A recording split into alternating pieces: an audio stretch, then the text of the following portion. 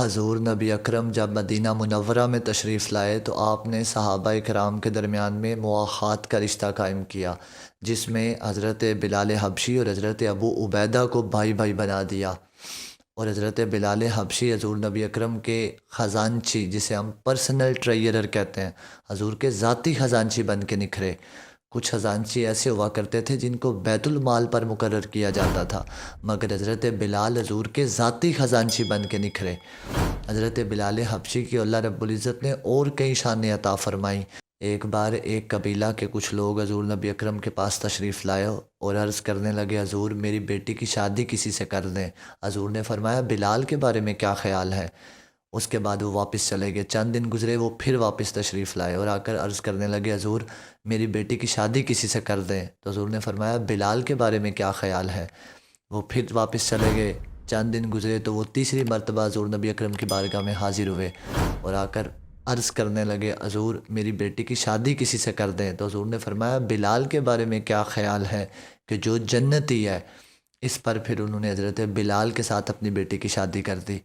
میں نے کہا اس کے سوا حضرت بلال حبشی کے بارے میں تو یہ ملتا ہے، حضور نبی اکرم نے فرمایا، طبرانی شریف اور معجم الکبیر کے اندر حدیث مبارکہ ہے، حضور نبی اکرم نے فرمایا کہ جنت بلال کی مشتاق ہے اور جنت بلال سے ملاقات کا شوق رکھتی ہے۔ اور ایک حدیث مبارکہ کے اندر حضور نے فرمایا کہ جنت تو بلال کا انتظار کرتی ہے۔ میں نے کہا بڑے بڑے مرتبے والے شخص ہوں، ولی بھی ہوں، غوث کتب ابدال ہوں سارے، مگر کسی کا جنت انتظار نہیں کرتی، حتیٰ کہ اگر ایک مومن بھی ہو تو وہ بھی جنت کا انتظار کرتا ہے۔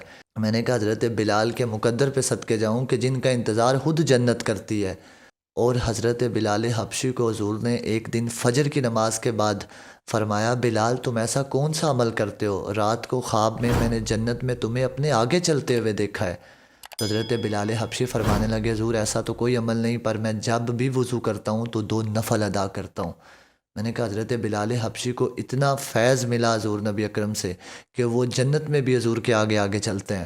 یہ حضور نبی اکرم سے نسبت تھی حضرت بلال کی، اور وہ نسبت حضور سے حضرت بلال کی غلامی کی تھی کہ حضرت بلال نے حضور کی غلامی کو پا کر وہ مرتبہ پایا جو کسی کو نہیں مل سکا۔ حتیٰ کہ لوگ تو حضرت بلال کی جو حضور سے نسبت تھی اس نسبت سے حیا کرتے تھے۔ ایک دفعہ کا واقعہ طبقات ابن سعد کے اندر لکھا ہے کہ حضرت بلال کے بھائی نے ایک عرب کی عورت کی طرف پیغام نکاح بھیجا، تو انہوں نے کہا کہ اگر حضرت بلال آئیں تو ہم اپنی بیٹی کا نکاح ان کے بھائی سے کر دیں گے۔ تو حضرت بلال حبشی تشریف لائے، آپ نے آ کر خطبہ پڑھا اور اس کے بعد انہیں فرمایا میرے بھائی کا دین کمزور ہے، اور فرمایا میرے بھائی کا اخلاق بھی کمزور ہے، اگر تم چاہو تو اس سے نکاح کر دو، اگر چاہو تو انکار کر دو۔ تو اس بیٹی کا والد کھڑا ہوا اور اٹھ کر کہنے لگا کہ بلال آپ غلام مصطفیٰ ہیں اور آپ کو نسبت مصطفیٰ ہے، ہم جس کو یہ نسبت حاصل ہے اس کو نہ نہیں کر سکتے۔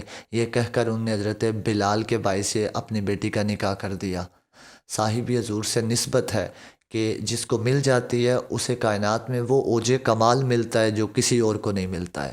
اٹھو عدالت الحبیب سے جڑ جاؤ، ذکر مصطفیٰ اور محبت مصطفیٰ کو عام کرو اور زمانے پہ چھا جاؤ، کیونکہ ہم اپنا معیار زمانے سے جدا رکھتے ہیں، ہم تو محبوب بھی محبوب خدا رکھتے ہیں۔